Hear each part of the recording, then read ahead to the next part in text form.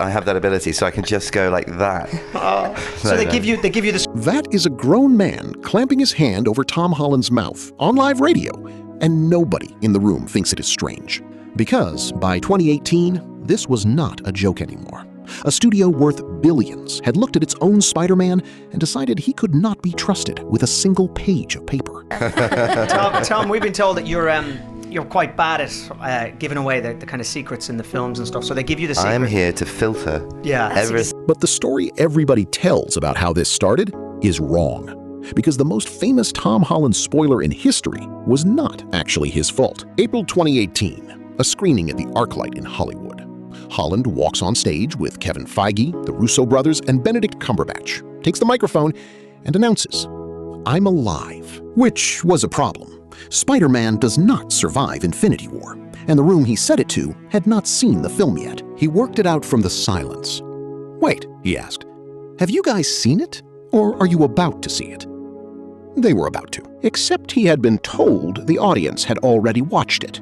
We know that because the man who told him owned up in public. Stephen McFeely co-wrote Infinity War. This is his account to Yahoo. The lockdown was not his invention either.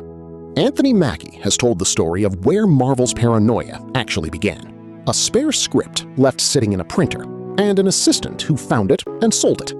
Years before Holland was ever cast. So he inherited a security regime he did not build, and then he became the face of it. Because everything after this, he absolutely did do. Here is Joe Russo, who directed the 2 biggest films Marvel ever made, describing his own lead actor. He did not know who he was acting opposite. On a film where he shares scenes with Iron Man, Doctor Strange, and Thanos. And withholding the script was not enough. They wrote him a different one. Joe Russo again, this time to BBC Radio Scotland. Holland, he said, was on the blacklist. And if you want to know how deep that went, ask Paul Bettany, who was in the same film and could not work out which script he was holding. I read that script 5 times, and then I kept ringing out the Russos going, "You know what, I'm not sure." And they said, no, you've read the fake one. So they finally put me in a room, and Joe Russo and I say, "Yeah, it had the same ending." Went, you read another fake one. And at that point, I'd given up like 24 hours of my life to reading a script that I was never gonna make. A locked iPad, codenamed Code Red. And it still was not the real script. So, now put yourself in Tom Holland's chair. You have heard the rumor that fake scripts exist. You are handed pages. You start reading, and it says Spider-Man goes to space. Obviously fake. So he stopped reading. And then he said this on live television, days before the film came out. I'd heard the rumor about the fake script stuff, and I was reading what I thought was a fake script because it was like Spider-Man's in space. So I didn't finish it, but I found out it was real. Okay. He just gave a television audience the plot of the biggest movie of the year while explaining why he assumed it was fake. And he did not notice. Watch what happens 30 seconds later. And I don't know what I can say. I don't even know how to react to what Tom just said there. Yeah. I mean, I really don't. What did I just say? You said Spider-Man's in space. Oh, that thing, right, yeah.